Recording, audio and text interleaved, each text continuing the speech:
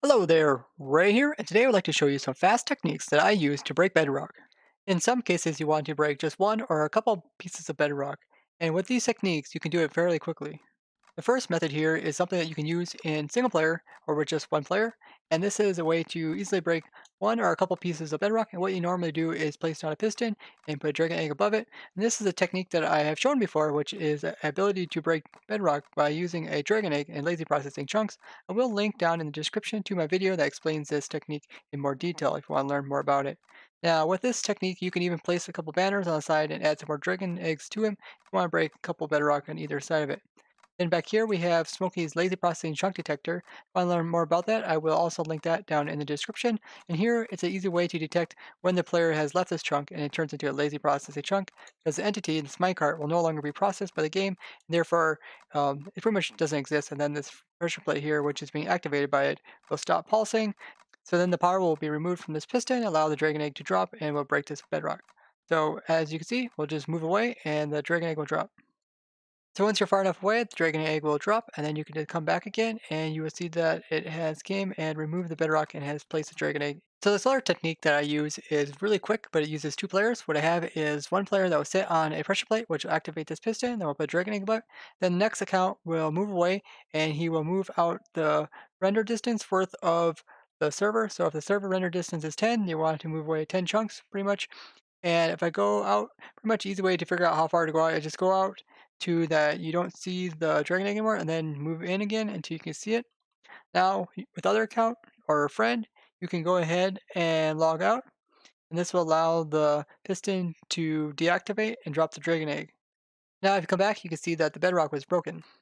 This next technique is quite useful to get headless pistons. And I've shown in the past that you can use headless pistons to break bedrock, and I'll link that down in the description if you're curious how that works. But here we are going to make headless pistons with dragon eggs instead of using explosions. So here I have a really compact and fast way to make headless pistons, and what I got is a lazy processing chunk detector attached to this piston, which is sticky, pulling this redstone block. What occurs is that when the power is removed, the piston will remove this redstone block, allowing the dragon egg to start to fall. This piston that has a redstone block will pull the redstone block over here, which will power this redstone. So this piston will retract, and then it'll start to extend. And when it starts extending, it'll make a block 36 of a piston extension going that direction. And then the dragon egg will come down and destroy that.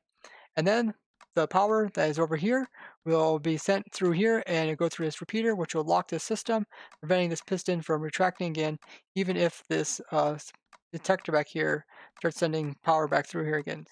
So it's important that we remove the piston's head while it's still extending in block 36 form.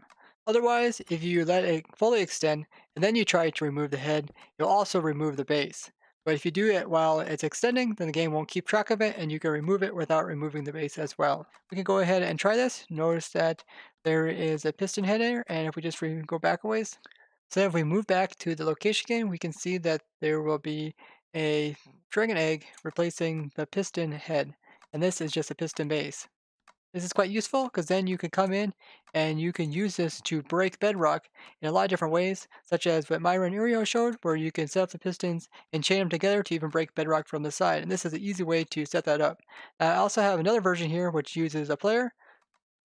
So this one here will work exactly the same as that one, except there is a player in the back, which makes it a lot easier. So the way that I normally work this system is that I'll just leave one player out AFK at about 10 or 12 chunks, depending on what your server render distance is.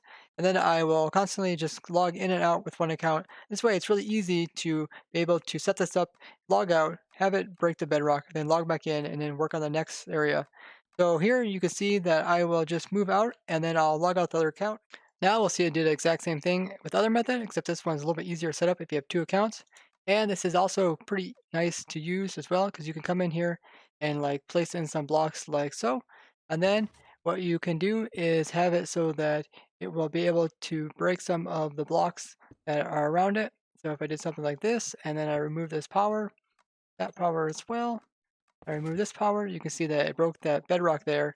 Now you can even use this setup to break pistons that are facing upward. So if we go ahead and move away, and then we move in again, we can see that this dragon egg came down here and broke the head off of the sticky piston. This is useful for breaking bedrock as well.